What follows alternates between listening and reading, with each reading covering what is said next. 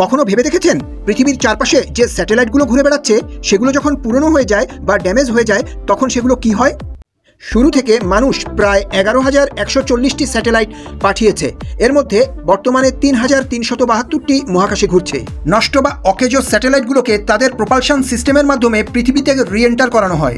যেগুলোর সাইজ ছোট সেগুলো পৃথিবীর অ্যাটমসফিয়ারে বায়ুর ঘর্ষণেই জ্বলে ছাই হয়ে যায়, আর যেগুলোর সাইজ বড় সেগুলোকে পয়েন্ট নিমো বলে একটি স্থান আছে প্রশান্ত মহাসাগরে, সেখানে ড্যাম্প করা হয়।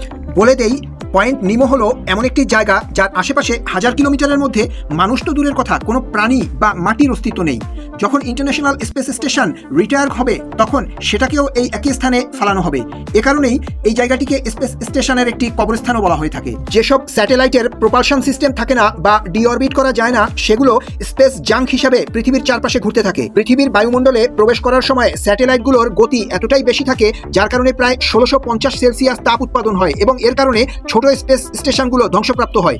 বর্তমানে 128 মিলিয়ন ছোট বড় টুকরো যেগুলো 1 মিলিমিটারের থেকে বড় পৃথিবীকে ঘিরে স্পেসে ঘুরছে, যা স্পেসকে একটি আস্তাকুড়ে পরিণত করেছে। এগুলোর মধ্যে রয়েছে অকেজো স্যাটেলাইট এবং তার ধ্বংসাবশেষ। 2024 সালে ERS-2 স্যাটেলাইটের রিএন্টারের সময় বিশ্বজুড়ে একটি আলোচিত ঘটনার জন্ম দিয়েছিল, কারণ এটি পৃথিবীতে আছড়ে পড়ার সময় অদ্ভুত এক আলোর খেলা দেখিয়েছিল। একবার ভাবুন তো, 2020 সালে শুধু 1243টি স্যাটেলাইট উৎক্ষেপণ করা হয়েছে মহাকাশে। স্পেস এক্স প্ল্যান করছে তারা প্রায় 42,000-এর মতো স্যাটেলাইট প্রেরণ করবে আগামী কয়েক বছরের মধ্যে। এছাড়া Amazon's project Kuiper, OneWeb corporation, China's হংয়ান এবং কানাডার টেলেসাল, এই কোম্পানিগুলো মিলে প্রায় কয়েক হাজার স্যাটেলাইট প্রেরণ করবে মহাকাশে। একবার কল্পনা করে দেখুন তো, এই পরিমাণে স্যাটেলাইট এবং তাদের যে ধ্বংসাবশেষ এগুলো যেভাবে আমাদের পৃথিবীকে ঘিরে রয়েছে তাতে কত বড় বড় ধরনের দুর্ঘটনা ঘটতে পারে। শুনে অবাক হবেন, 2009 সালে ইউএস কমার্শিয়াল একটি স্যাটেলাইট ইরিডিয়াম 33 পরিত্যক্ত একটি রাশিয়ান কমিউনিকেশন স্যাটেলাইট কসমস 2251 এর সাথে 22,300 মাইল পার আওয়ার গতিতে সংঘর্ষ হবার পরে প্রায় 2,300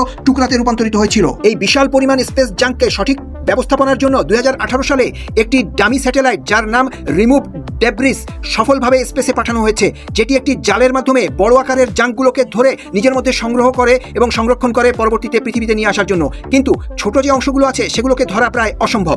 এই কারণে ক্ষুদ্র অংশগুলোকে পৃথিবীতে রিএন্ট্রি করিয়ে ধ্বংসপ্রাপ্ত করানোর মাধ্যমে ডাস্ট হিসাবে রূপান্তর করার একটি পরিকল্পনা চলছে। আর এই জাঙ্ক ম্যানেজমেন্টের পুরো প্রক্রিয়ার মধ্যে এমন যদি কোনো ঘটনা ঘটে, আপনার বাড়ির পাশেই এসে একটি বড় খণ্ড পড়তে থাকলো, তাহলে কি করণীয়?